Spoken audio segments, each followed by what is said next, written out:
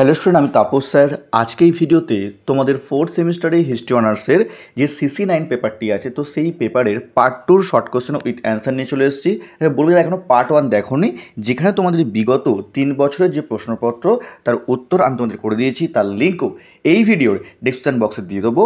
আর তোমরা এখন যারা চ্যানেলটিকে সাবস্ক্রাইব করোনি, অবশ্যই চ্যানেলটিকে সাবস্ক্রাইব করে রেখো এরকম ভিডিও সবার আগে পাওয়ার জন্য। তো দেখো তোমাদের CC9 পার্ট 2 শর্ট কোশ্চেন দেখো। ফার্স্ট প্রশ্ন দেখো তোমাদের, আইনি আকবরী কি রচনা করেন? আবুল ফজল। নেক্সট, দ্বীন-ই ইলাহির প্রবর্তককে আকবর। কার আমলে প্রচলিত তামার মুদ্রার নাম হচ্ছে দাম? শের শাহ। নেক্সট, টোডরমল কে ছিলেন? আকবরের রাজস্ব মন্ত্রী। ঠিক আছে, নেক্সট দেখো পরের প্রশ্ন তোমাদের, দিন পনাহ নির্মাণ করেন কে? হুমায়ুন। পরের প্রশ্ন, আকবর কবে জিজিয়া কর বিলুপ্ত করেন? 1564 খ্রিস্টাব্দে। পরের প্রশ্ন খুবই ইম্পর্টেন্ট, পরীক্ষা খুব দিয়ে থাকে, সুলিকুল কথার অর্থ কী? পরধর্ম সহিষ্ণুতা। কেমন? তারপর, ইব্রাহিম লোদি কে ছিলেন? দিল্লির লোদি বংশের শেষ সুলতান ছিলেন এই Ibrahim Lodi. Next, very important প্রশ্ন, পরীক্ষা খুব আসতে পারে প্রশ্নটা, ইম্পর্টেন্ট প্রশ্ন, খানোয়ার যুদ্ধ কবে কাদের মধ্যে হয়? 1527 খ্রিস্টাব্দে বাবরের সঙ্গে রানা সংগ্রাম সিংয়ের। নেক্সট, ভারতের যুদ্ধক্ষেত্রে কে প্রথম কামানের ব্যবহার করেন? বাবর। কেমন? তারপর, কাবুলবাগ মসজিদ কে নির্মাণ করেন? বাবর। শের শাহের প্রকৃত নাম কি? ফরিদ খাঁ।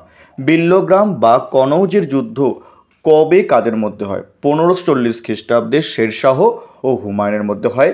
এটিও কিন্তু খুব ইম্পর্ট্যান্ট প্রশ্ন, পরীক্ষা কিন্তু খুব দিয়ে থাকে প্রশ্নটা, ভালো করে করবে। নেক্সট, পরের প্রশ্ন, ব্রহ্মজিৎ গৌড় কে ছিলেন? শের শাহের হিন্দু সেনাপতি ছিলেন এই ব্রহ্মজিৎ গৌড়। এটিও কিন্তু খুব ইম্পর্টেন্ট এবং পরীক্ষা কিন্তু খুব দিয়ে থাকে। নেক্সট, দাম কি? এটি ভেরি ইম্পর্টেন্ট প্রশ্ন, পরীক্ষা কিন্তু আসতে পারে। শের শাহ প্রবর্তিত তাম্রমুদ্রার নাম হলো দাম। হিমু কে ছিলেন? মোহাম্মদ আদিল শাহের প্রধানমন্ত্রী ও সেনাপতি ছিলেন এই হিমু। নেক্সট, পরের প্রশ্ন, কিলা ই কোহনা কে নির্মাণ করেন? শের শাহ। নেক্সট, কোন যুদ্ধের মধ্যে দিয়ে হুমায়ুন সিংহাসন লাভ করে? 1555 খ্রিস্টাব্দে সিরহিন্দের যুদ্ধের মধ্যে দিয়ে। তারপর, দহশলা ব্যবস্থা কে প্রবর্তন করেন? আকবর।